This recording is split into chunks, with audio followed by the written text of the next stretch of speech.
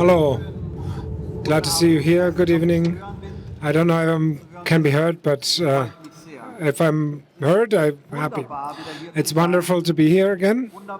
Wonderful after all this time of pandemic freeze in which you had the feeling that, I don't know if you felt the same, but the feeling was that somehow you would be somehow transformed into a sad and lonely Zoom tile. I want to tell you about the learnings from the information war, and I want to show you on the way to my topic. I want to tell you a story, a story that has moved me, and I've had to think about a story that shows a lot about our. A story about Misha Katsurin, owner of 4 restaurants in Kiev and a fashion label, 250 employees. When the Russian war invasion started, Misha Katsurin was wondering why isn't my dad calling? My dad, who lives in Russia, works in a gardening company in a monastery. Isn't he interested how he is in Kiev when the bombs are falling? And 3-4 days, 3-4 days later, he calls his dad and says, "Dad, why aren't you calling? The bombs are falling on Kiev, and you're not calling." And the dad, wait a moment, there are no bombs. There's no war at your. The Russians are. I saw that on TV that the Russians are coming for warm clothes and bringing you food and helping you fight the Nazis, who are becoming more and more important and powerful. Misha is trying to convince his father, but he's failing, and he has the feeling that he's talking with a person that he isn't listening. He's so deaf that he's not even listening, that he's not listening. And the phone call with his father ends in a fight, and he posts his story on Instagram, and hundreds of Ukrainians are picking it up and telling their own stories with relatives who live in Russia, who don't want to believe that there's actually a war and that the civil society is being bombed and that their home of birth is being bombed. And what happens then? Well, upon first sight, you can say that this is a story that has been told by power and disinformation. A dad that doesn't listen to his son, and doesn't believe him that he's endangered. But going on further, it made me help to understand something in Misha Katsurin understands that there's 11 million Russians who have relatives in Ukraine and who can be called and be touched. And if that would be possible, then possibly 11 million Russians would be telling a different story, learning a different story about this war. And then if these 11 million would be able to tell then a story to 2 other people each, then 30 million others would be listening to this story, and then this information would be broken. So Misha Katsurin sets up his own website. There's a website that's called Papa Believe Me. It's a Russian, in English and Russian language, and it deconstructs the misinformation, the propaganda, and tells people how to bring these propaganda to crumble down and how to show. And on this website, there's a phone call recorded, and there's and this is about another phone call with his father. Misha Katsurin tells his tells him that his father, that a lot of his employees live in the subway stations, and the mother is sitting in the kitchen, which is the safest place, and a friendly family who's been spending their time in a bunker for a few days, that sends an SMS that asks a question: what do you do when their own daughter what do you do if your own daughter doesn't stop crying for hours? And this is the moment when Misha Katsurin's father breaks down. When his defenses break down and he says, Misha, the war is terrible and I believe you. And I am so worried. And I want to take this initiative of Misha Katsurin, this engagement, his intervention, and show take it as an example to ask 3 questions. For this talk, learnings from the information war. How do you reach those that you can't reach? First, the second question is, how do you get in front of the wave of disinformation? How does the wave of disinformation become faster? And how do you create a form of media building that can be understood as democracy protection? 3 questions, 3 teachings from the information war, and a few basic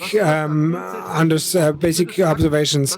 What happens? What Putin is currently doing can be seen as a terrible media and people experiment as an experiment of information control and subjugation of the opposition and pressurizing the journalists, dismantling journalism, Gleichschaltung.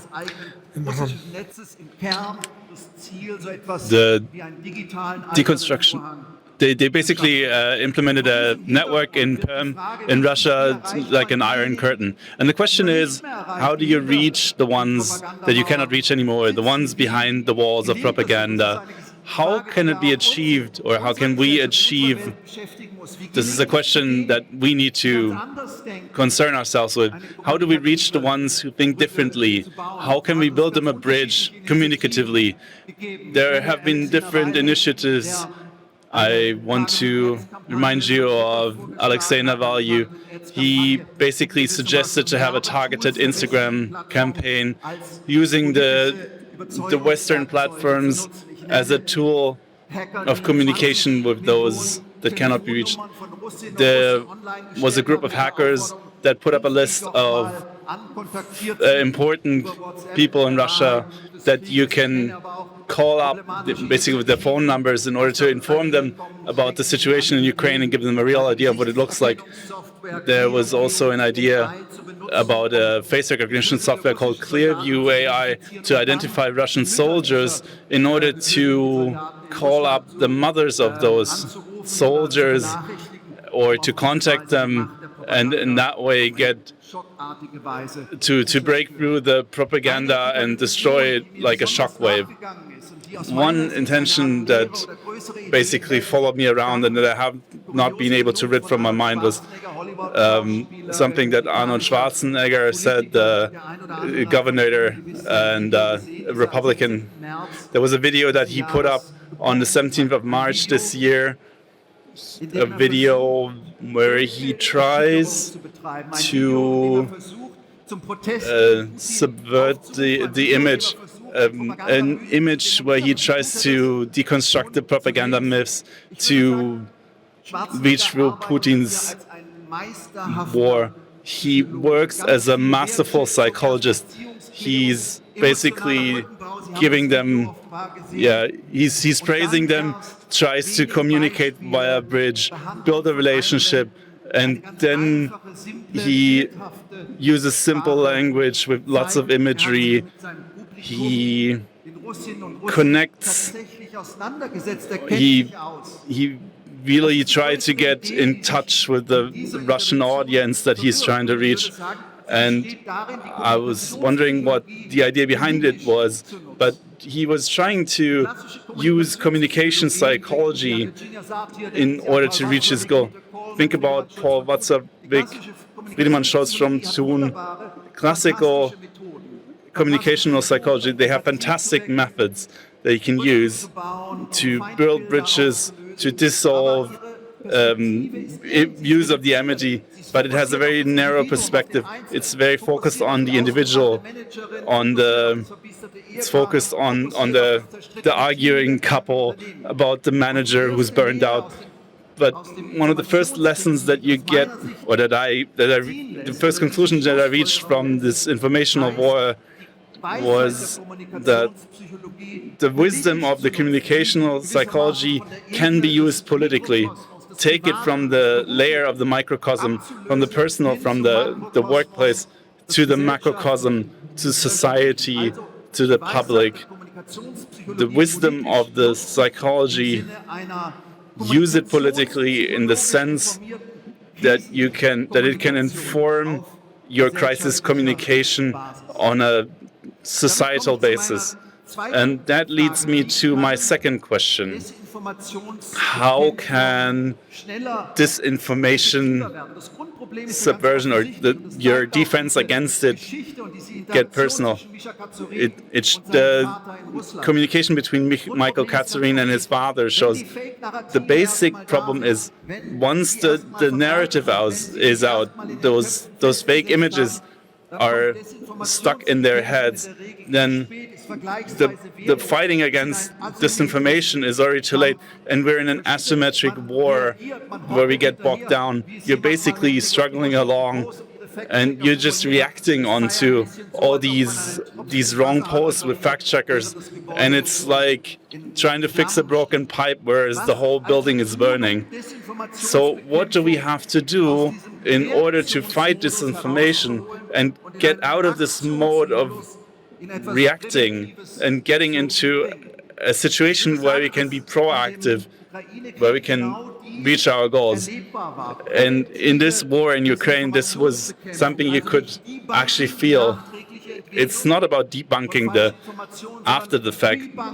You basically have to pre-bunk, as he calls it.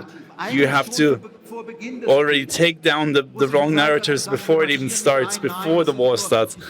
Putin said, we don't invade, this is not a war, we're just doing troop movements, we're doing an exercise. And a lot of people already said, no, this is wrong, an invasion is about to happen. We can see it on the satellite imagery showing the troop movements. There were secret agencies that gave reports. And shortly after the beginning of the war, there was a deepfake video by an AI that showed the Ukrainian President Zelensky projected onto a Russian webpage where he just, it's a fake video, but he supposedly explains that the Ukrainian, he basically tells the Ukrainian soldiers to lay down their arms and give up. This video obviously didn't work as a propaganda initiative. What's the reason? It's easy. Basically, the Ukrainians were already warned ahead of time that this would happen.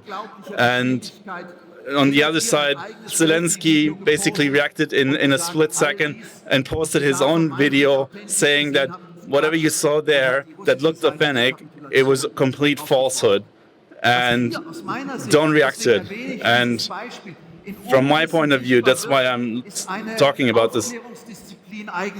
We need to have a discipline of prevention, of pre-bunking, of getting ahead of the disinformation. And if I'm allowed to fantasize a little bit or to dream, this preventative information defense, it works with scenarios, with prognosis, with projections.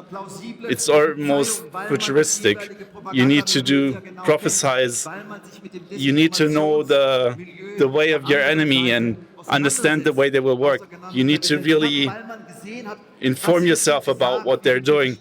You need to know their ways of talking about the the topics that they will talk about, and to know ahead of time what they will do. So not debunking, but pre-bunking. To get ahead, to be faster, to react quicker, and to, more importantly, do not react at all, but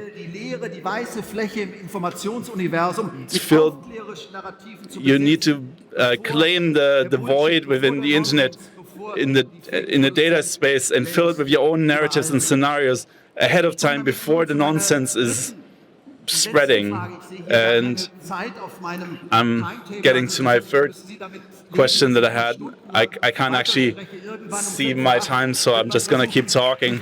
They'll probably going to try and get me out of here, but it doesn't matter.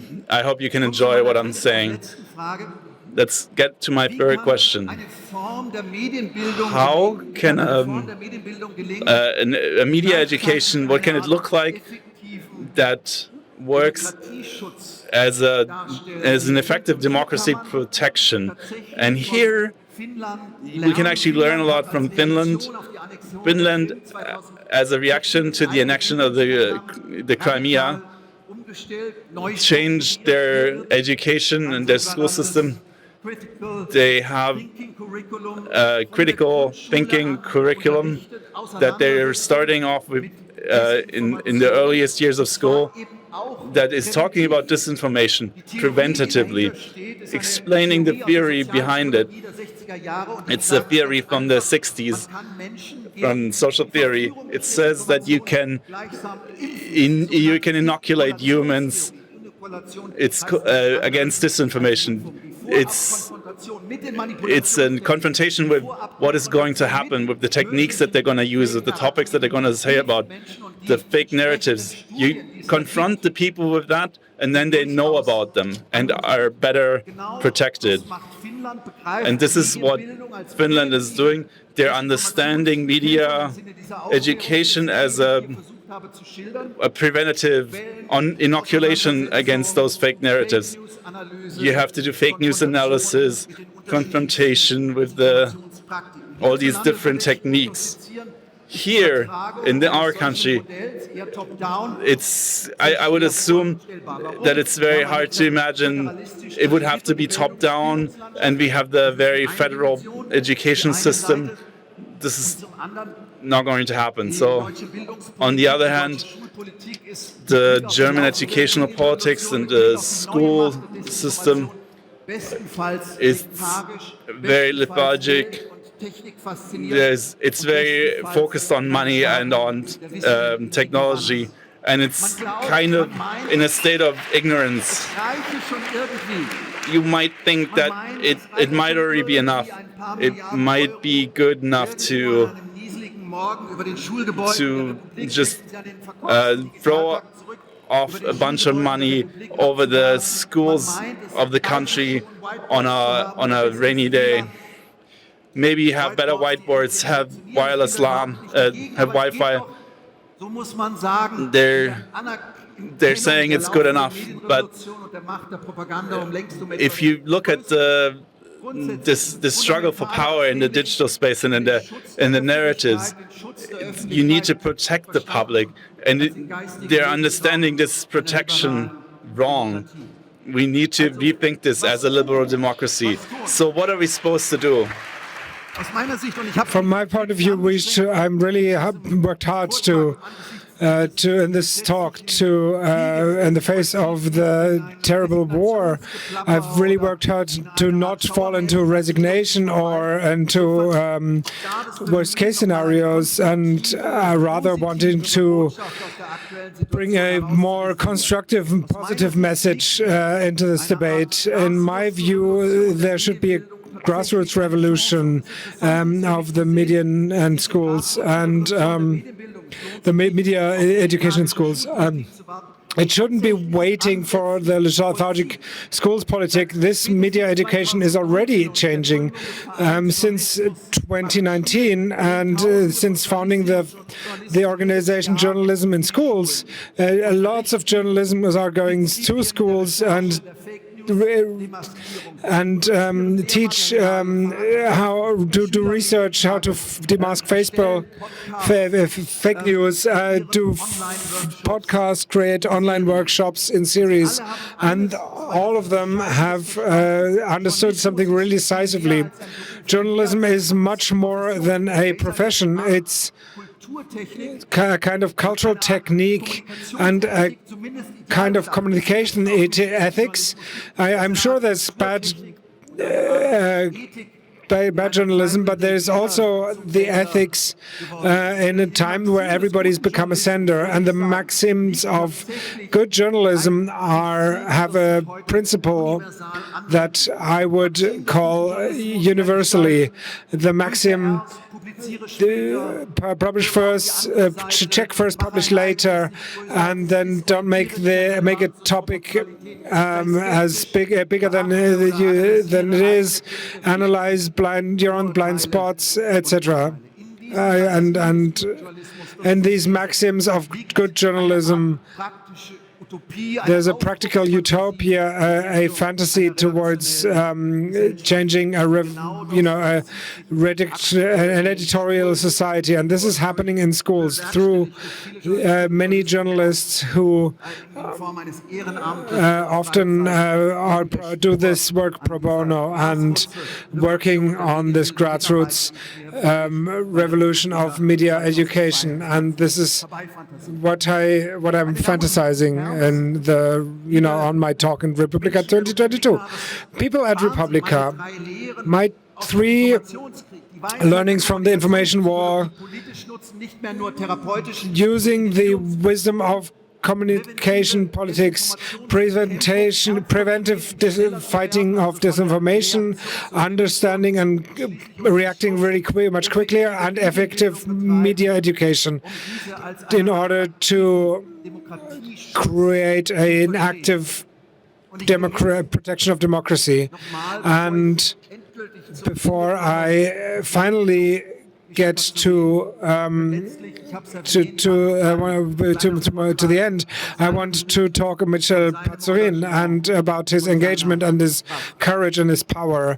And a few weeks ago, we talked together with Zoom. He's in Chernobyl in the west of Ukraine. I'm in Tübingen. Don't know if you've been to Tübingen, this really small, idyllic city, the largest non-roofed Waldorf school in the world. So I greet the people from Tübingen who are here, Tübingen, who are here right now. He in the war area and war zone, and me in this really cozy small city on a hill. And I asked him at the end of my small interview about his initiative, what his plans are today, and he says he's doing a few more interviews, and then he has to try to take his mom and get his mom and grandmom who can't drive a car out of Ukraine. And he found a driver, but he doesn't have petrol and to drive this car with gas. And then I noticed at the end of the conversation that he still had something to say at the end of the interview. And then I said, what do you want something more to say? And we spoke in English, and he looked on his smartphone, and he said, indifferent. When the war in Donbass began, I was indifferent. I thought this war is really far away. It's not my problem. I donated a little money. I have a few messages of solidarity. Everything's great, but he told me I was stupid, naive, and only understood all of this when what all this means when the war finally started. So his message at the end of this conversation, and I want to close with this, is please don't be indifferent. Thank you for listening. Dankeschön.